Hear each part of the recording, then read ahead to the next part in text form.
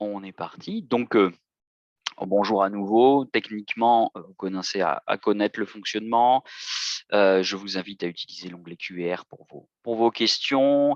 Bérénice jette un coup d'œil et essaiera de les introduire dans son propos. Sinon, eh bien, on les reprendra à la fin. Donc aujourd'hui, je vais vous présenter dans l'heure qui vient avec Bérénice les modifications concernant ce conseil médical qui donc est venu modifier le fonctionnement des instances qui donnent des avis sur les congés pour raison de santé, puisque maintenant on a un vocabulaire de congés pour raison de santé et non plus le vocabulaire de congé maladie. Euh, une modification qui emporte des enjeux en termes de fonctionnement au quotidien, puisque on a un employeur qui se retrouve un petit peu plus potentiellement à piloter, qui passe sans lien, et peut-être qu'on en reparlera si on a le temps, qui passe sans lien avec les outils qu'on peut mettre en œuvre en matière de suivi de l'agent et de maintien dans l'emploi, voire de retour à l'emploi. Et qui change aussi le process du fonctionnement du conseil médical, et qui n'est pas sans risque au regard de la jurisprudence d'Anthony qu'on a déjà évoquée lors des interventions qu'on a pu faire avec les Hauts-de-France. Oui, alors il me semble que plusieurs dispositions réglementaires sont parues récemment, temps partiel pour motifs thérapeutiques, reclassement et fusion des instances médicales, avec justement la création du conseil médical. Tout à fait. Tu as raison, Bérénice. Donc, la semaine prochaine, comme l'a dit Madame Richer, nous allons creuser le temps partiel pour motif thérapeutique. Je vais quand même en parler un petit peu en termes de modifications entraînées par la création du conseil médical, justement le conseil médical, qui est la thématique que nous allons creuser aujourd'hui. Déjà, un changement de nom, ce n'est plus le comité médical, mais le conseil médical. Quid de la commission de réforme? En fait, c'est une fusion. Bérénice, à la place d'avoir le comité médical et la commission de réforme, on a le conseil médical. La commission de réforme a disparu? Non, elle n'a pas disparu en tant que telle. Enfin, oui, elle a disparu en tant qu'entité, en tant qu'organisme, mais non, elle n'a pas disparu en tant euh, euh, que, que compétence et que niveau d'avis, sur tout ce qui était, on va le revoir, les éléments liés à la commission de réforme. Donc, en fait, pour schématiser ça, on avait donc le comité médical avec 2 praticiens de médecine générale, un spécialiste pour l'octroi du CLM-CLD, un comité médical qui avait une compétence purement médicale. C'est-à-dire que le comité médical, grosso modo, on le saisissait quand j'avais une question liée purement à l'état de santé de l'agent, et une commission de réforme, donc avec une structuration qui était administrative ou médicale, puisqu'on avait en plus des médecins agréés, donc des membres du comité médical, pardon, eh bien, on avait des représentants des employeurs et des représentants du personnel, tout simplement parce que la commission de réforme se posait des questions qui n'étaient pas que médicales, mais qui étaient aussi administratives, pratiques, voire juridiques, puisque en termes d'imputabilité, par exemple, j'ai une question qui n'est pas que médicale, j'ai aussi une question de droit. Est-ce que l'accident, est-ce que le détour dans le cadre du trajet est un détour qui relève des actes ordinaires de la vie courante ou rendu nécessaire par un cas de force majeure ou des nécessités de service. Ce qui se passe, c'est qu'on a donc la fusion de ces instances à travers la création du conseil médical. Mais rassure-toi, Bérénice, c'est une fusion avec 2 formations du conseil médical, une formation restreinte et une formation plénière, avec une composition qui est une composition similaire entre le comité médical et le conseil médical en formation restreinte, et la commission de réforme et la formation plénière. En ce qui concerne la formation restreinte, on retrouve 3 médecins agréés, et en ce qui concerne la formation plénière, on retrouve les membres du conseil médical, plus 2 représentants des employeurs et 2 représentants du personnel. Ce n'est pas tout, il y a un changement aussi en termes de structuration interne, puisque maintenant, le président du conseil médical, c'est un des 3 médecins agréés. Donc, aujourd'hui, en fonction des départements, les préfets vont prendre des arrêtés qui vont nommer un médecin agréé, parfois un ancien membre du conseil médical, qui va nommer un des médecins en tant que président. C'est important puisque ce médecin-là va venir piloter les débats et faire le suivi des dossiers, le traitement des dossiers, sauf si, on y reviendra, il donne la mission à un médecin instructeur.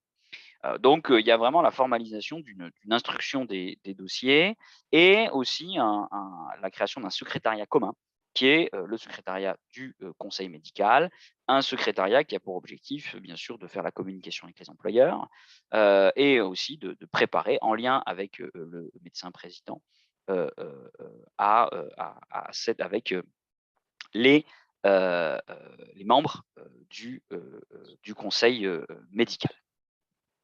Pas de changement brutal donc concernant la composition. Et en ce qui concerne les cas de saisine? Alors, plusieurs modifications concernant la formation restreinte sur les cas de saisine qui ont un impact direct sur les cas de saisine et la gestion, notamment en matière de CLM ou de CLD, un peu moins concernant la formation plénière, même s'il y a une petite modification. On va commencer, si tu le veux bien, par la formation restreinte.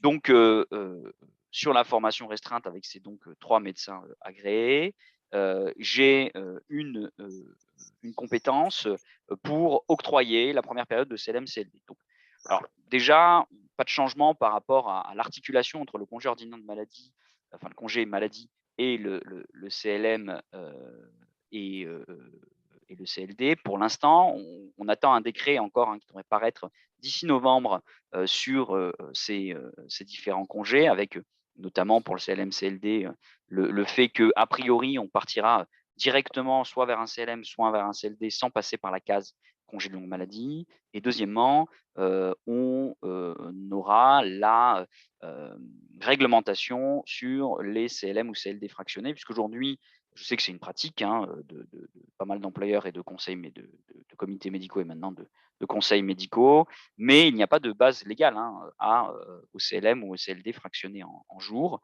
Donc, on attend ces modifications-là. Du coup, un agent qui n'a pas besoin d'avoir une période plus ou moins longue de CMO, de congé maladie, peut demander à bénéficier d'un congé de longue maladie ou d'un congé de longue durée. Du coup, l'agent qui demande un CLM ou un CLD, le conseil médical reste compétent pour l'octroi de la première période de congé de longue maladie ou de longue durée. Donc, premièrement, au moment du CLM, et pour l'instant, après 1 an de CLM, après la période de plein traitement à CLM, précis, qui est d'1 an, mais qui n'est pas forcément 1 an d'affilée, le conseil médical interviendra aussi pour donner un avis sur le congé de longue durée, avec toujours pour l'instant la possibilité pour l'agent de demander rester en CLM plutôt que de passer en CLD afin de pouvoir se recréer un droit à CLM dans le cadre d'une reprise pendant au moins 1 an. Le conseil médical, par contre, n'est plus compétent pour les périodes de renouvellement de CLM, CLD, tant que je suis dans une période à plein traitement. Il ne sera compétent que pour le renouvellement lorsque l'agent a épuisé sa période à plein traitement et sur les périodes de CLM ou de CLD à demi-traitement. Dans les faits, pour le CLM, ça ne va pas avoir vraiment d'impact parce que très souvent, l'agent, il attend un peu avant de demander un congé de longue maladie. Il a quelques périodes de congé de maladie ordinaire. Ensuite, derrière, le conseil médical, très souvent, ce qui va se passer, c'est qu'il va donner un avis sur un effet rétroactif au début du premier jour du CMO, si c'est la même pathologie, et il va donner un avis sur le futur pour une période généralement de 6 mois. Donc, en fait, très souvent, j'arrive déjà à la période d'1 an à plein traitement de CLM dans les faits. Donc, il y a de grandes chances que ça ne change pas grandement les choses, sauf si le conseil médical se réunit beaucoup plus rapidement qu'aujourd'hui, puisque vous le savez, l'objectif quand même de cette réforme, c'est si je prends un terme qui est très utilisé aujourd'hui, de rationaliser le fonctionnement des instances médicales pour que ce fonctionnement soit plus efficace. En termes de réintégration, là encore, il n'y a plus de visite automatique de reprise par le conseil médical lorsque l'agent reprend ses fonctions avant l'épuisement des droits à CLM, CLD ou CMO. Sauf dans le cas où l'agent exerce des fonctions qui exigent des conditions de santé particulières. Alors, qu'est-ce que c'est que des fonctions qui exigent des conditions de santé particulières? On attend des textes pour le préciser. Dans la pratique, il y a certains conseils médicaux qui se sont entendus avec les employeurs publics pour dire, voilà, par exemple, la filière soins et la filière technique, on va considérer aujourd'hui que ce sont des fonctions qui exigent des conditions de santé particulières, ce qui est assez pertinent. Et donc, dans ces cas-là, sur la reprise, eh bien, il y aurait besoin d'un avis du conseil médical. En tout état de cause, il faudra l'avis du conseil médical à l'expiration d'1 an de CMO, de 3 ans de CLM ou de 5 ans de CLD pour antérieur à la reprise de l'agent. En ce qui concerne le conseil médical en tant qu'organe de contestation de l'avis du médecin agréé, eh bien, le conseil médical va être un organe de contestation de ces avis par l'employeur ou par l'agent sur tout ce qui est admission aux emplois publics, dont les fonctions exigent des conditions particulières, puisque parallèlement, hein, la visite par un médecin agréé avant la titularisation n'est plus obligatoire pour tout le monde, c'est seulement pour, là encore, les mêmes emplois qui exigent des conditions de santé particulières avec la même attente de texte de précision. C'est lui aussi qui sera compétent sur l'octroi et, le médecin agréé, sur l'octroi et le renouvellement d'un congé pour raison de santé et le suivi durant la période et bien entendu le bénéfice d'un temps partiel pour motif thérapeutique au-delà de 3 mois, on y reviendra la semaine prochaine. Donc là encore, je pourrais contester l'avis du médecin agréé devant le conseil médical en tant qu'organe de contestation. Et enfin, quelque chose qui me fait assez plaisir parce que ça me semblait assez logique, il sera compétent, le conseil médical et non le conseil médical en formation plénière, lorsque je vais contester l'avis du médecin agréé dans le cadre du suivi de l'agent à l'occasion d'un CITIS. Hein, puisque, vous le savez, on en a maintes fois parlé avec la NFH Hauts-de-France, l'agent qui bénéficie d'un congé pour invalidité temporaire imputable au service, eh bien, va pouvoir faire l'objet d'une visite de suivi par l'employeur, au minimum 1 fois par an, par un médecin agréé. Et si l'agent ou l'employeur conteste les conclusions du médecin agréé, ben, je n'irai pas devant le conseil médical en formation plénière, mais j'irai devant le conseil médical en formation restreinte, puisque c'est une question qui est une question purement médicale et ce n'est pas une question administrativo-pénitentielle. Pour le dire simplement, et je le répéterai, le conseil médical, il est compétent pour tout ce qui est purement médical et le conseil médical en formation plénière, il est compétent pour tout ce qui est médical et administrativo-médical. Alors, y a-t-il des conditions de validité de la réunion du conseil médical? Oui, hein, on précise les conditions à travers un quorum. Donc, ce quorum, c'est 2 au moins des membres du conseil médical en formation restreinte doivent être présents, donc au moins 2 médecins sur 3 qui doivent être là. Et si le quorum n'est pas atteint? Eh bien, en cas d'absence de quorum, il y a un petit peu comme on le voit sur les instances représentatives du personnel, une nouvelle convocation dans un délai de 8 jours qui est envoyée aux membres de la formation. Et alors là, eh bien, il siège valablement, quel que soit le nombre de personnes présentes. Merci. Y a-t-il des modifications maintenant concernant le fonctionnement de l'instance? Oui, alors là, c'est assez précisé et on a un assouplissement des possibilités des possibilités d'assouplissement du fonctionnement, puisqu'il n'y a pas automatiquement, dans le cas où le conseil médical est saisi sans contestation de l'avis du médecin agréé, l'obligation d'avoir une expertise d'un médecin agréé. C'est-à-dire que le conseil médical pourra en formation restreinte pourra se prononcer uniquement sur les pièces, notamment médicales, que l'agent a apportées. Donc, le conseil médical est saisi par l'administration ou par le fonctionnaire. avec toutes les pièces nécessaires, donc le certificat médical du médecin, l'expertise médicale du médecin, les éléments qui justifient l'octroi d'un congé de longue maladie ou d'un congé de longue durée, ou les éléments concernant la reprise de l'agent. Et donc, le président va instruire le dossier, c'est-à-dire tout simplement prendre les éléments qu'il a et regarder bien, si les conditions réglementaires sont remplies pour l'octroi d'un CLM-CLD ou si tout va bien en matière de reprise. Et il a la possibilité de confier cette instruction aux autres médecins qui seraient des médecins instructeurs pour instruire la demande de l'agent. Et donc, c'est ce médecin agréé ou le médecin instructeur qui va, s'il l'estime nécessaire, s'il estime qu'il y a besoin de précision médicale, eh bien, avoir recours à un médecin agréé, éventuellement expert, puisque ce sera plutôt des cas où j'ai besoin d'un médecin expert pour se positionner par rapport à ça. Si d'aventure le médecin instructeur ou le médecin président qui instruise le dossier estime donc qu'il y a besoin d'un médecin agréé, que le médecin agréé, donc le secrétariat du conseil médical va convoquer l'agent chez un médecin agréé. L'agent est bien entendu obligé de s'y soumettre.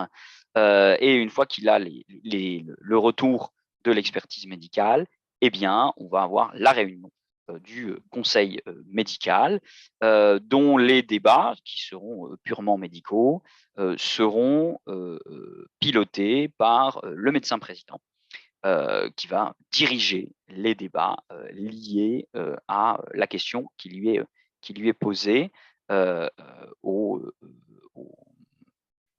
le cadre de sa saisie. Il y a une autre modification importante, c'est une clarification du process qui est lié à l'information de l'agent. Vous savez que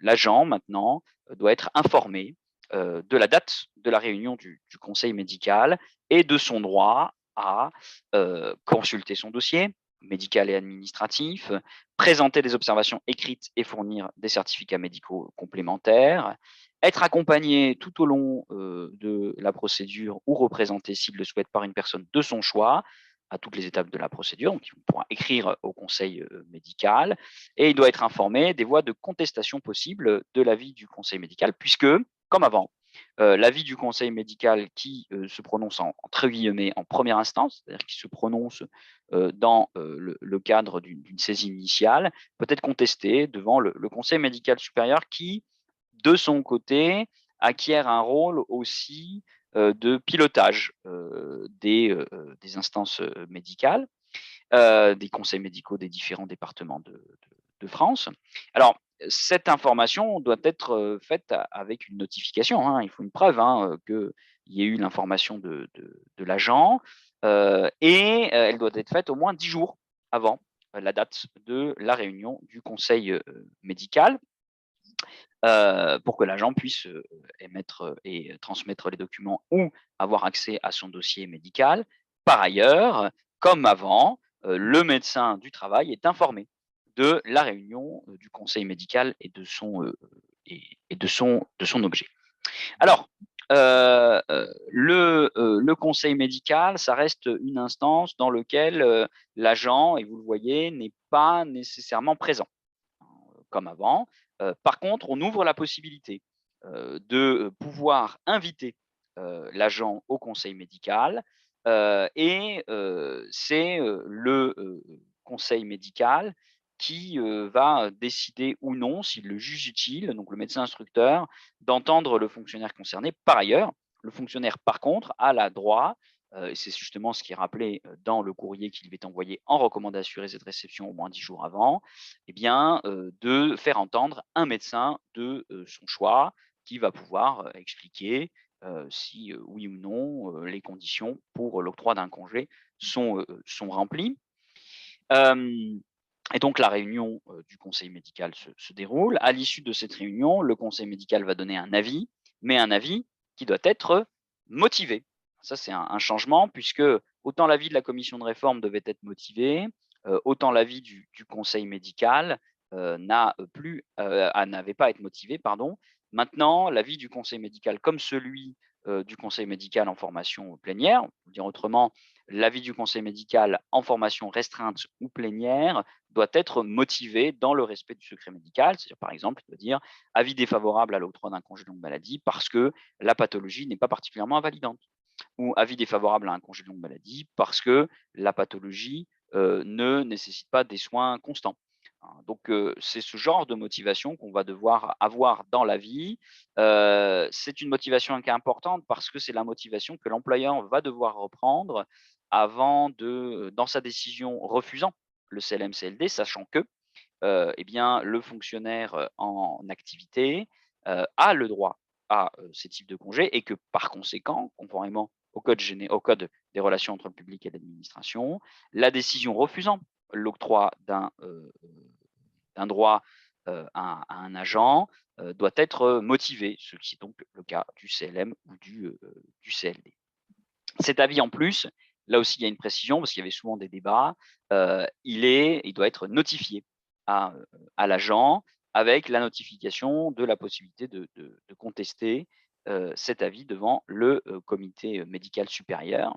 Et cet avis est bien entendu notifié à l'administration qui, armé de cet avis, va pouvoir prendre sa décision d'octroi ou de refus d'octroi du congé de longue maladie. Alors, qui est-ce qui informe le médecin du travail? Alors, ce n'est pas forcément au moins 10 jours avant. Le texte, il ne le dit pas. Je l'ai mis à côté, c'est vrai que ça pourrait prêter à confusion, mais ce n'est pas forcément 10 jours avant. Y a aucun, c'est pas précis sur le fait que le médecin du travail est informé. Ce qu'il faut, c'est se rapprocher de l'instance pour savoir comment faire. Il y a des employeurs qui reçoivent du secrétariat un tableau avec le nom des agents et l'objet de la saisine du conseil médical. Et armé de ce tableau-là, ils le communiquent au service de santé au travail, soit le leur, soit interentreprise. Par contre, comme c'est malheureusement le cas pour beaucoup d'employeurs, l'absence de médecin du travail est un vrai souci juridique. C'est-à-dire que si jamais je n'ai pas de médecin du travail, eh bien, la procédure est viciée, puisque par définition, je ne peux pas informer le médecin du travail puisque j'en ai pas.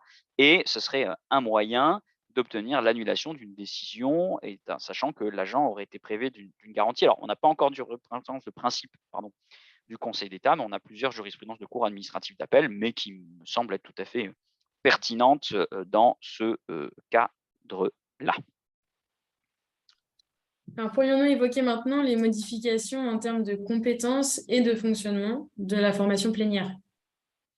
Oui, avec plaisir. Donc, jusqu'à présent, on avait une commission de réforme qui se prononçait sur différentes thématiques. Aujourd'hui, on va retrouver la même chose quasiment. Jusqu'à présent, donc la commission de réforme eh bien, donnait un avis sur le CM, congé maladie et le congé de longue maladie imputable dans le cadre des actes de dévouement. Hors service, le cas échéant. Dans les cas prévus par le CITIS, je ne vais pas revenir là-dessus, mais avant tout refus de reconnaissance d'imputabilité, il fallait l'avis de la commission de réforme, l'octroi de l'allocation d'invalidité temporaire, l'octroi de l'allocation temporaire d'invalidité. Alors du coup, Bérénice, tu te souviens de la différence entre AIT et ATI? Je me souviens qu'on a vu justement l'ATI. Oui, l'ATI, c'est la réparation des conséquences d'un accident de service ou d'une maladie contractée en service. L'AIT, c'est l'équivalent de la pension d'invalidité du régime général pour les fonctionnaires qui ont une perte de capacité de gain d'au moins 2/3. Bien entendu, la radiation des cadres pour invalidité imputable et non imputable et la pension d'invalidité du fonctionnaire stagiaire licencié pour inaptitude physique. On a la suppression de la saisine de la commission du conseil médical en formation plénière uniquement dans le cadre de l'allocation d'invalidité temporaire. Dans ce cadre-là, ce qui est assez logique puisqu'il s'agit de remplir les conditions du régime général, c'est uniquement l'avis du médecin conseil qui sera requis pour octroyer ou pas l'allocation d'invalidité temporaire, mais on y reviendra rapidement tout à l'heure. On retrouve aussi, là encore, la règle du quorum. Simplement, la règle du quorum, elle est différente. Il faut au moins 4 des membres Donc 4 des membres, c'est la moitié plus 1 puisqu'on ne coupe pas encore les gens en deux, et comme on a 2, 4, 7 membres du conseil médical en formation plénière, la moitié de 7, ça fait 3,5, donc ça fait 4. Et il faut au moins 2 médecins et un représentant du personnel. Et c'est la condition de quorum. Et s'il n'y a pas de quorum, pareil, nouvelle confrontation dans les 8 jours. Et le conseil médical en formation plénière se réunit, se prononce valablement, quel que soit le nombre de personnes présentes. Alors, en termes de procédure, qu'en est-il? Donc, il y a une question sur l'arrêté du 4 août 2004. L'arrêté du 4 août 2004, il organisait le fonctionnement de la commission de réforme, avec différents éléments qui étaient intéressants sur toute la procédure. Alors, cet arrêté du 4 août 2004, il est toujours en vigueur. Le problème, c'est qu'il n'a pas été modifié et qu'il fait toujours référence à la commission de réforme. Or, la commission de réforme, elle n'existe plus. Donc, à partir du moment où il n'existe plus, je ne vois pas comment on va pouvoir faire fonctionner cette commission, se faire appliquer cet arrêté du 4 août 2004 sur un élément qui n'existe plus. Maintenant, rien n'empêche par ailleurs l'agent de saisir le conseil médical de sa propre initiative, notamment si l'employeur ne réagit pas. Alors, sinon, en termes de procédure proprement dit, on retrouve à peu près la même chose avec différentes petites modifications.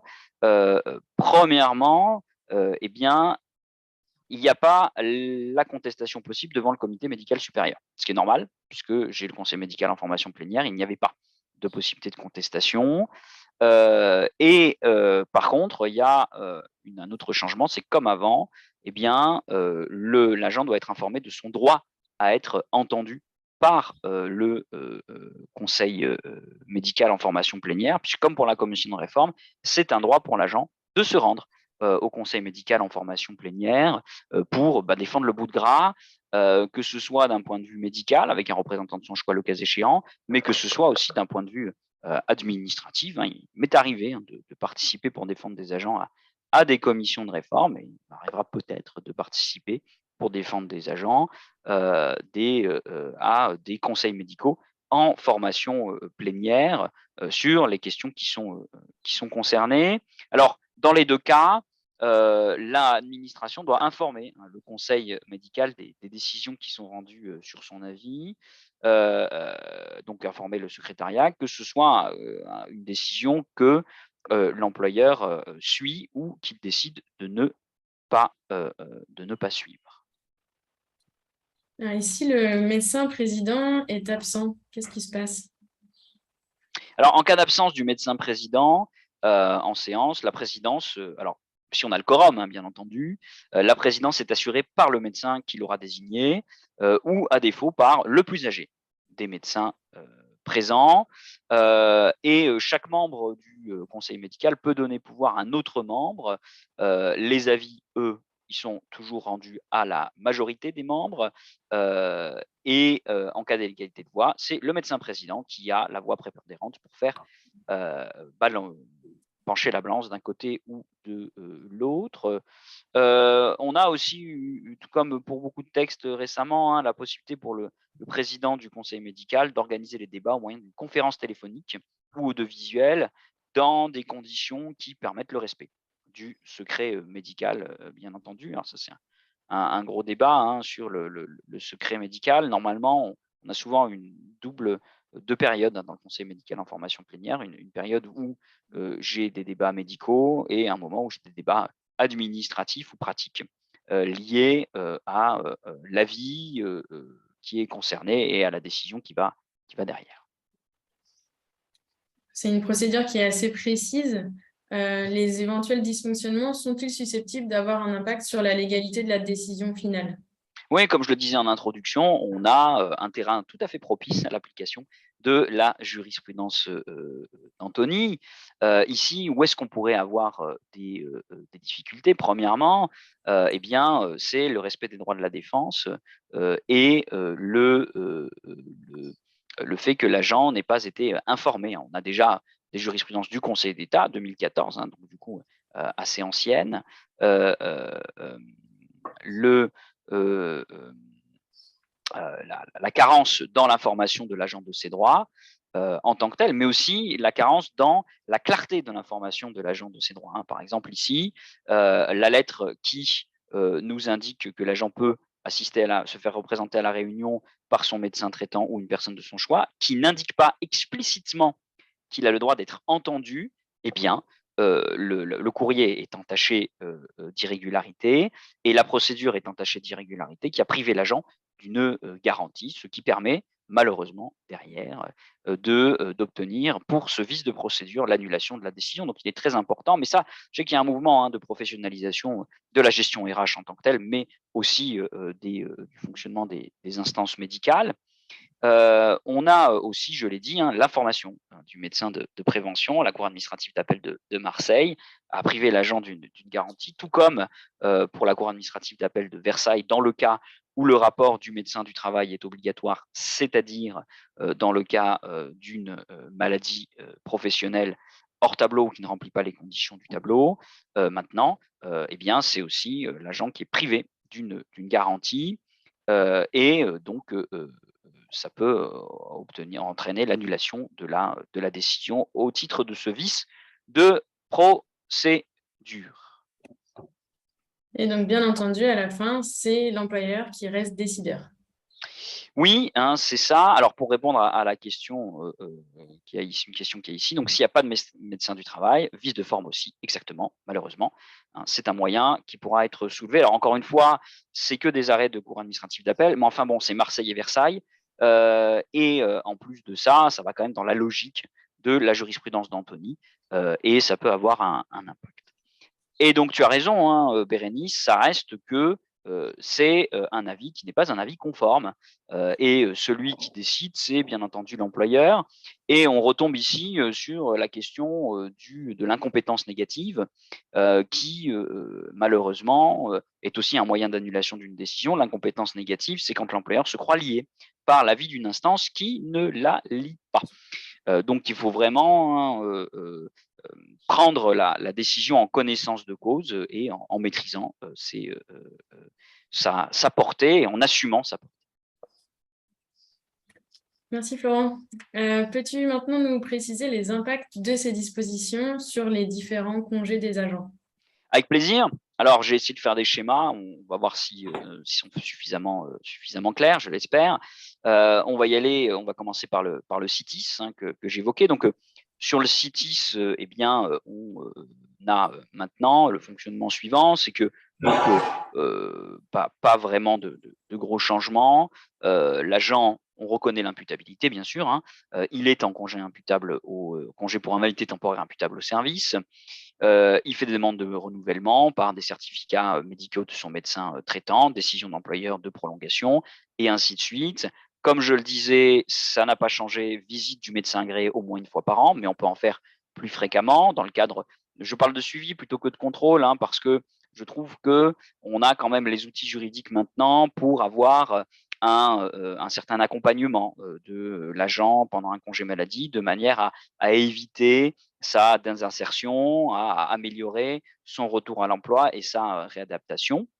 Il y a la possibilité de l'avis du médecin, de contestation de l'avis du médecin agréé, et du coup, devant le conseil médical en formation restreinte et non pas en formation plénière, puisque là, on serait sur un avis qui est lié à la capacité de l'agent à reprendre ses fonctions, à son aptitude. Maintenant, la reprise à l'issue d'un CITIS, il n'y a pas de changement. On a toujours, alors ça va changer sûrement, hein, mais on a toujours par contre l'avis du médecin du travail lorsque j'ai un retour après une maladie professionnelle ou un accident de service qui a entraîné un arrêt d'au moins 30 jours. Donc, pas de formation plénière, ni d'ex-commission de réforme qui se prononce dans le cadre du CITIS. Non, pas dans le cadre de la gestion du CITIS. Attention, Bérénice, hein, dans le cadre de l'octroi du CITIS, ça c'est une autre paire de manches, hein, comme on l'a vu à plusieurs reprises et comme tu le sais, la commission de réforme, elle va être saisie avant les refus. Mais par contre, pour le suivi du congé en tant que tel, où on est à un débat qui est purement médical, apte ou pas à reprendre, eh bien là, ce n'est pas le conseil médical en formation plénière qui est compétent. Alors, autre élément, c'est concernant le congé ordinaire de maladie. Alors, petit rappel, hein, pour avoir le droit à un congé ordinaire de maladie, un congé de maladie, hein, je mets ordinaire entre guillemets parce que c'est le vocabulaire utilisé, mais le texte, hein, c'est le fonctionnaire en activité a le droit à un congé de maladie. Donc, ce congé ordinaire de maladie, les conditions, c'est toujours être en activité, justifier de l'arrêt de travail, se soumettre aux visites et aux contre-visites du médecin agréé, respecter les prescriptions médicales, ne pas exercer d'activités non autorisées et notifier les changements d'adresse. Premier élément en matière de changement d'adresse, c'est que l'agent doit informer son employeur de toute absence du domicile supérieure à 2 semaines, quel qu'en soit le motif, en précisant les dates et lieux de séjour. Alors attention, il ne s'agit pas que de conditionner la mobilité physique du fonctionnaire en congé maladie à l'accord de l'employeur. Hein, ce n'est pas du tout ça. C'est simplement que si l'agent change de résidence personnelle ou familiale pour une période qui est supérieure à 2 semaines, eh bien, il doit en informer l'employeur, tout simplement pour que l'employeur ait un lieu avec lequel communiquer l'agent et éventuellement organise une visite chez un médecin agréé qui serait un médecin agréé relevant du département dans lequel l'agent est temporairement. Ça vient clarifier une situation qui n'était pas encadrée par la réglementation. Donc ça, c'est la première modification. Deuxième modification, c'est que jusqu'à présent, l'agent qui avait un congé ordinaire, un congé maladie, au bout de 6 mois, pour le 7e mois, la prolongation du congé maladie était conditionnée par l'avis du comité médical. Aujourd'hui, cette prolongation n'est plus conditionnée par l'avis du conseil médical en formation restreinte. L'agent, il est en congé maladie. La seule chose, c'est que l'employeur peut, un petit peu comme pour le CITIS, hein, faire des visites, soit à tout moment, soit au moins une fois par an, après 6 mois de congé maladie. Donc, il y a une visite obligatoire organisée par l'employeur, au moins une fois par an, mais l'employeur, il peut en faire plus fréquemment à sa convenance, et l'agent est obligé de s'y soumettre. Si jamais je fais une visite, eh bien l'agent a la possibilité, dans le cadre des compétences du conseil médical en formation plénière, de contester cet avis du médecin agréé. Donc, ce qui veut dire que l'avis du médecin agréé, si par exemple c'est un avis d'aptitude à la reprise, eh bien, il faudrait le notifier à l'agent en lui indiquant les voies de recours devant le médecin agréé, devant le conseil médical en formation plénière, conseil médical qui devra donner un avis motivé. Si bien il n'y a pas de raison et que les conditions de l'état de santé de l'agent l'empêchent de continuer à exercer ses fonctions, eh bien on va prolonger le congé maladie, prolonger, jusqu'au terme du congé maladie. Et du coup, là, comme on l'a vu sur le tableau, lorsque l'agent a eu 1 an consécutif, 12 mois consécutifs de congé maladie, eh bien, la reprise est conditionnée par l'avis motivé du conseil médical en formation restreinte, avant donc une reprise, y compris, on y reviendra, en temps partiel pour motif thérapeutique. Donc, pour être sûr d'avoir bien compris, il n'y a plus d'avis du conseil médical en formation restreinte pour le renouvellement au-delà des 6 mois. Non, uniquement en cas de contestation du médecin agréé, si d'aventure il y a une visite chez le médecin agréé, et au moment de la reprise après 1 an de congé maladie. Alors, concernant le congé de longue maladie et de longue durée, donc petit rappel, hein, pour le droit à congé de longue maladie, pour l'instant, ça ne change pas. Il faut toujours avoir une pathologie particulièrement invalidante, nécessitant des soins constants, d'une gravité confirmée. On a une liste, mais cette liste n'est pas exhaustive. Hein. Depuis 2008, il y a la possibilité d'octroyer des congés de longue maladie en dehors de la liste, à partir du moment où elle est particulièrement invalidante, nécessitant des soins constants et d'une gravité confirmée.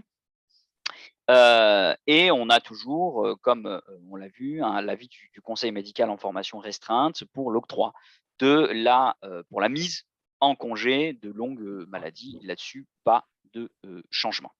Donc, sur la procédure initiale, j'ai une demande de l'agent à son employeur avec le certificat médical du médecin traitant qui est nécessaire. Le médecin traitant adresse ses observations au conseil médical et les pièces justificatives, les résultats éventuellement d'examen. L'employeur adresse au conseil médical les éléments concernant l'agent, depuis quand il est en congé maladie ordinaire, par exemple, et un état des lieux aussi des congés maladie récents. Et donc, il y a saisine du conseil médical, le conseil médical qui a la possibilité, s'il le souhaite, mais ce n'est pas obligatoire, de demander l'expertise par un médecin agréé. Donc, c'est soit le président, soit le médecin instructeur désigné par le président qui va saisir le médecin agréé. Et ensuite, le conseil médical va donner un avis motivé qui permettra à l'employeur de prendre sa décision d'octroi du congé de longue maladie avec très certainement un effet rétroactif au début du congé de maladie de l'agent à partir du moment où c'est la même pathologie qui est à l'origine du congé maladie et qui ouvre droit au congé de longue maladie. Donc là, pas de changement. Pas vraiment, si ce n'est le fait qu'il n'y a pas de visite automatique du médecin agréé. Si le médecin instructeur estime qu'il a suffisamment d'éléments pour se prononcer sur l'octroi du congé de longue maladie, eh bien, il peut se passer de l'avis du médecin agréé. C'est lui qui reste décideur et pilote sur cette question-là. Alors, donc, on a ces éléments-là. En ce qui concerne le renouvellement de la période à plein traitement du CLM, tant qu'on est sur la période à plein traitement, donc d'une durée d'1 an, eh bien, il n'y a plus de visite, d'avis du comité du conseil médical en formation restreinte. C'est l'agent qui transmet une demande de renouvellement. Hein, c'est toujours octroyé par période de 3 à 6 mois. Donc, une demande de renouvellement pour une période de 3 à 6 mois. Décision de l'employeur qui vise le certificat et demande de renouvellement de l'agent, et ainsi de suite, avec une visite obligatoire du médecin agréé une visite obligatoire, oui, du médecin agréé, au moins une fois par an. Et ainsi de suite, hein, on continue cette période-là. Sauf que dans les faits, comme je le disais, le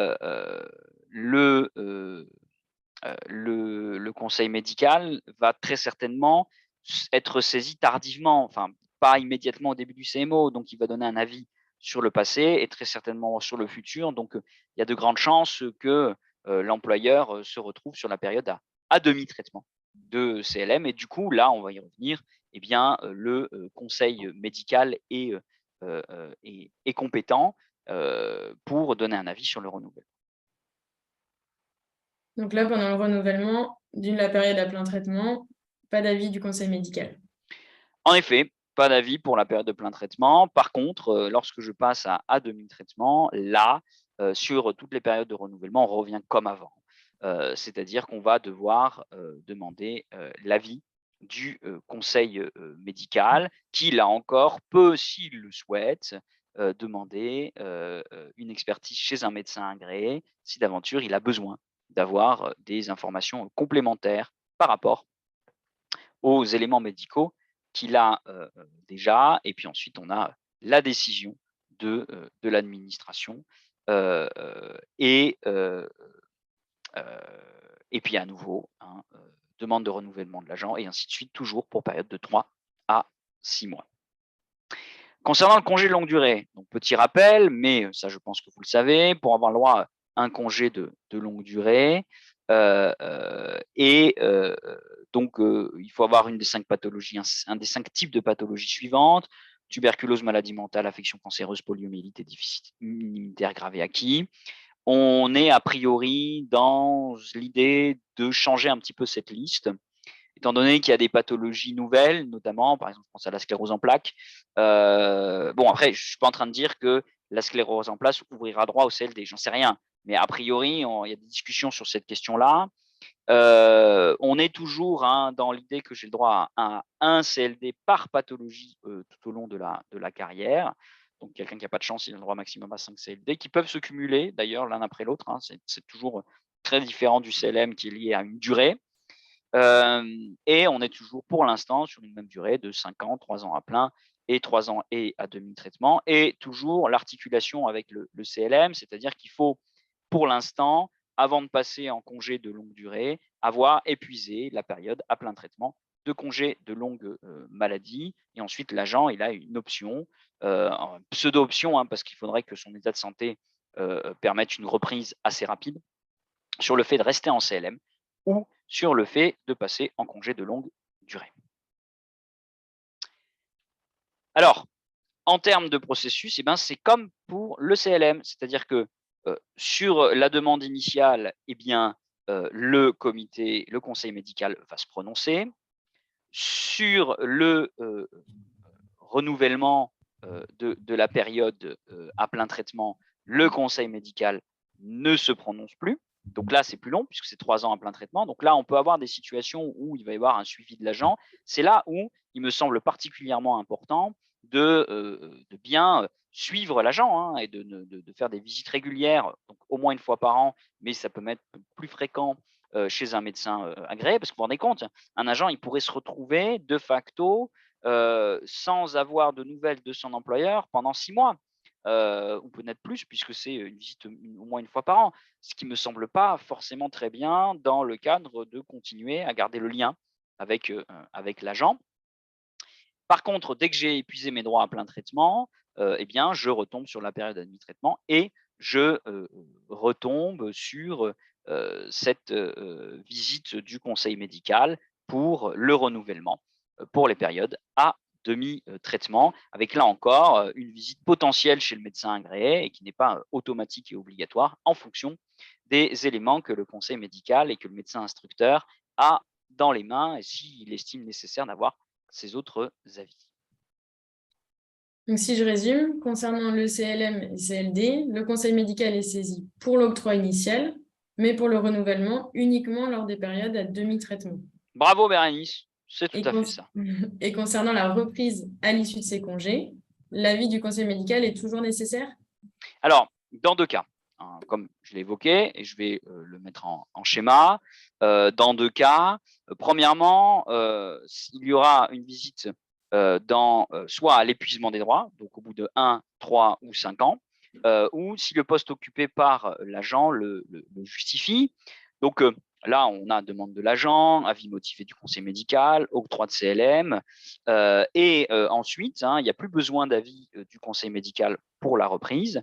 À partir du moment où le CLM ou le CLD a duré moins de 3 ou moins de 5 ans, il suffit d'avoir un certificat médical du médecin traitant d'aptitude à la reprise. Avant que l'agent reprenne, simplement, il y a quand même la visite chez le médecin du travail. Par contre, après une période de CLM-CLD, il y a visite chez le médecin du travail. J'encourage les employeurs publics à essayer, bon, déjà pour ceux qui ont un médecin du travail, mais sinon pour les autres, à essayer d'organiser des visites de pré-reprise, qui est un outil très très sympa pour permettre à l'agent de remettre le pied à l'étrier, et en tout état de cause, d'éviter de faire reprendre un agent après, je sais pas moi, 2 ans et demi de CLD, comme si de rien n'était, et qu'il était là 2 jours auparavant. Une des clés de la réussite du retour à l'emploi d'un agent, c'est l'organisation de ce retour. Et je suis toujours assez étonné que dans certains établissements, et plutôt les gros d'ailleurs, on a une gestion un petit peu déshumanisée, dépersonnalisée des agents qu'on va faire reprendre comme sans préparer la reprise, ou alors le faire de manière un petit peu informelle au niveau du service. Mais c'est un enjeu passionnant qu'on pourra peut-être un jour creuser. En tout état de cause, l'ensemble de cette réglementation et de ces modifications permet d'avoir plus de souplesse et de pouvoir s'intéresser à ces situations-là et d'organiser le retour à l'emploi de l'agent. Donc, dans ce cas présenté, il n'y a pas d'avis du conseil médical. S'il y a l'agent qui est en CLM ou en CLD depuis moins de 3 ans, depuis moins de 5 ans, donc il n'a pas épuisé ses droits et qu'il n'est pas sur un emploi qui exige des conditions de santé particulières, non. Par contre, lorsque il est sur un emploi qui exige des conditions de santé particulières, dont on attend la liste, hein, eh bien là, il y aura, même si c'est avant l'épuisement des droits, une visite et un avis pardon, du conseil médical en formation restreinte, toujours, à partir du moment où sans avis nécessairement du médecin agréé, là encore, c'est le médecin instructeur ou le médecin président qui va décider si oui ou non il y a besoin d'avoir cet avis en fonction de la situation de l'agent. Par contre, lorsque l'agent a épuisé ses droits à CLM, donc 3 ans de CLM ou ses droits à CLD, donc 5 ans de CLD, eh bien, dans ce cas-là, donc de toute façon, on a les visites régulières de renouvellement parce que s'il est arrivé à l'épuisement des droits, ça veut dire qu'il a eu une période à demi-traitement. Or, comme on vient de le voir, eh bien, les renouvellements dans les périodes à demi-traitement, ce sont des renouvellements qui se font après avis du conseil médical. Là encore, hein, lors du dernier renouvellement, le conseil médical en formation restreinte devrait se prononcer sur l'aptitude de l'agent à pouvoir reprendre ses fonctions. Et en tout état de cause, au terme de cette période, eh bien, j'aurai un avis motivé du conseil médical avant la reprise. Alors, quels sont les impacts sur le temps partiel pour raison thérapeutique? Alors, on le reverra en détail, hein, le temps partiel pour motif thérapeutique la semaine prochaine. Simplement, je voulais vous faire un petit, entre guillemets, une petite mise en bouche de ce qu'on verra, puisque en effet, ces modifications du conseil médical ont un impact direct sur le fonctionnement de l'octroi du temps partiel pour motif thérapeutique tel qu'il est organisé maintenant depuis le 1er août dernier. Donc, jusqu'à présent, hein, il n'y avait pas besoin d'avis du conseil médical avant l'octroi d'un temps partiel pour motif thérapeutique, tant que l'agent était en CMO de moins de 12 mois ou en CITIS. Par contre, il y avait besoin de l'avis du conseil médical sur la reprise, avant une reprise à temps partiel pour motif thérapeutique, dans le cas d'un agent qui avait 12 mois de CMO, un CLM ou un CLD. Qu'est-ce qui change, Bérénice, du coup, par rapport à ce que je viens de dire? Eh ben, c'est que, d'une part, je n'ai plus besoin automatiquement de l'avis du conseil médical en formation restreinte pour tout ce qui est reprise à temps partiel pour motif thérapeutique d'un agent en CMO, en CLM, en CLD et en CITIS. C'est-à-dire que ce qu'on rajoute, hein, dans la case, hein, entre avant et maintenant, c'est le fait que eh bien, je vais avoir l'avis avant la. J'ai plus besoin d'avis, pardon, avant une reprise, après une période de CLM ou de CLD, quelle qu'en soit la durée. Par contre, eh bien, j'ai besoin d'avoir l'avis du conseil médical en formation restreinte à l'occasion de la reprise en CLM-CLD lorsque le bénéficiaire du congé exerce des fonctions qui exigent des conditions de santé particulières. Là encore, on attend les textes. Et deuxièmement, la réintégration à l'expiration des droits à CLM, CLD et CMO, donc après 1 an de CMO, 1 à 3 ans de CLM ou 5 ans de CLD. C'est l'impact de cette modification. Le reste du schéma, on le reverra en détail la semaine prochaine, comme ça vous êtes obligé de revenir. Alors, dernière modification, c'est les modifications concernant la dispo d'office pour raison de santé. Pas tellement en tant que tel, hein, puisque le conseil médical en formation restreinte reste compétent pour l'octroi d'une disponibilité d'office pour raison de santé. Le conseil médical en formation restreinte reste compétent pour le renouvellement, ça ne change pas. Par contre, il y a un impact sur la rémunération de l'agent pendant cette période-là. C'est vrai que ce n'est pas toujours vraiment bien géré par les employeurs qui ont tendance à verser à un agent qui est en dispo d'office soit un demi-traitement, soit les indemnités de coordination sans vraiment comprendre d'où elles viennent et pourquoi et sans respecter la procédure. On a plusieurs cas, hein, de dispo d'office pour raison de santé. On va évoquer les cas réglementaires, disons. C'est le cas de la dispo d'office pour raison de santé pour inaptitude temporaire. Donc, c'est un agent qui a épuisé ses droits statutaires à congé maladie, CMO, CLM ou CLD, qui est inapte temporairement et non définitivement à toute fonction. Mais il reste inapte à toute fonction, mais temporairement. C'est-à-dire que son état de santé, il est toujours évolutif. Il est évolutif positivement, c'est-à-dire qu'on a un espoir d'amélioration suffisante de l'état de santé pour une potentielle reprise, mais en attendant, il ne peut rien faire. Hein. Donc, dans ce cadre-là, il est mis en dispo d'office pour raison de santé et il va percevoir la coordination avec le régime général, c'est-à-dire soit des indemnités de coordination, soit une allocation d'invalidité temporaire, à ne pas confondre avec l'allocation temporaire d'invalidité, ils auraient quand même pu trouver un autre nom, mais bon.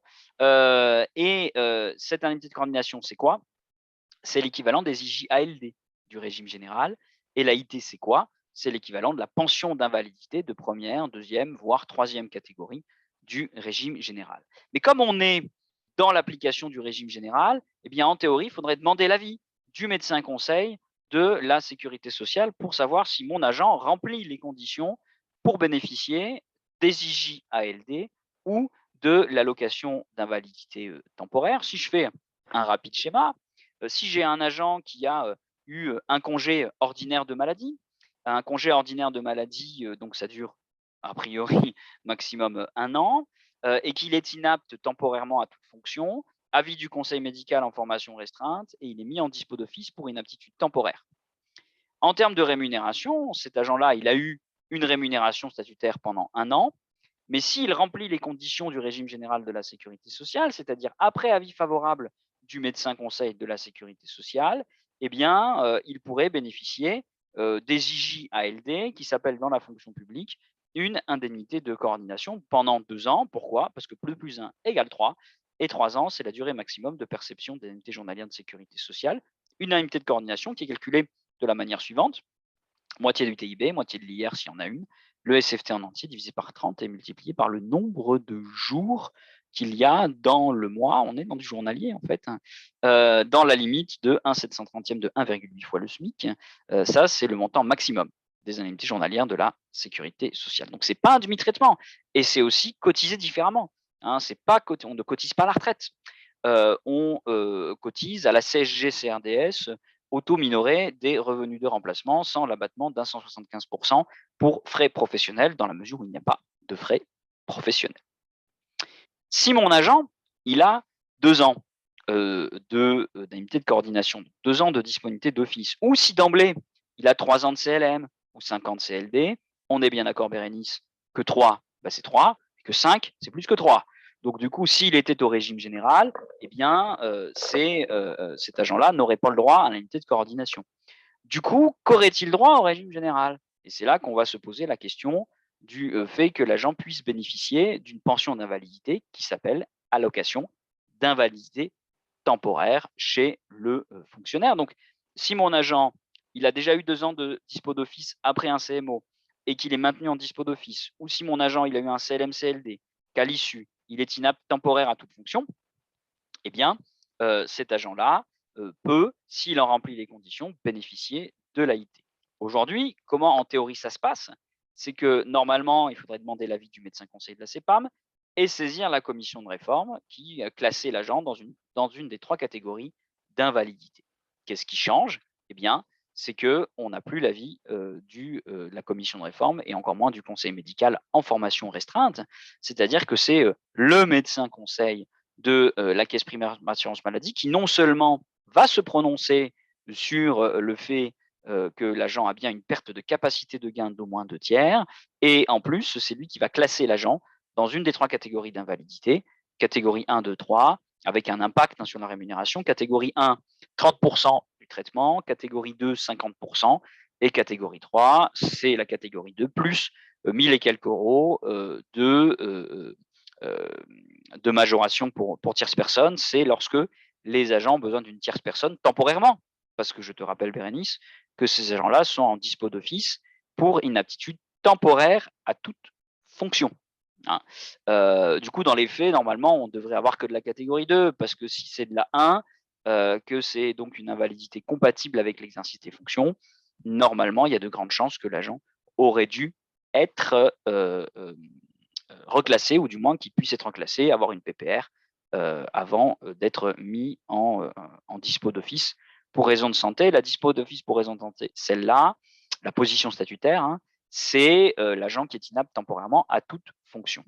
Soit dit en passant, le juge compétent dans ce cadre-là, à ton avis, Bérénice, c'est lequel en ce qui concerne la rémunération versée pendant une dispo pour une aptitude temporaire à toute fonction? Bonne question. Eh bien, c'est le juge judiciaire, hein, puisqu'il s'agit de verser les prestations du régime général, en fait.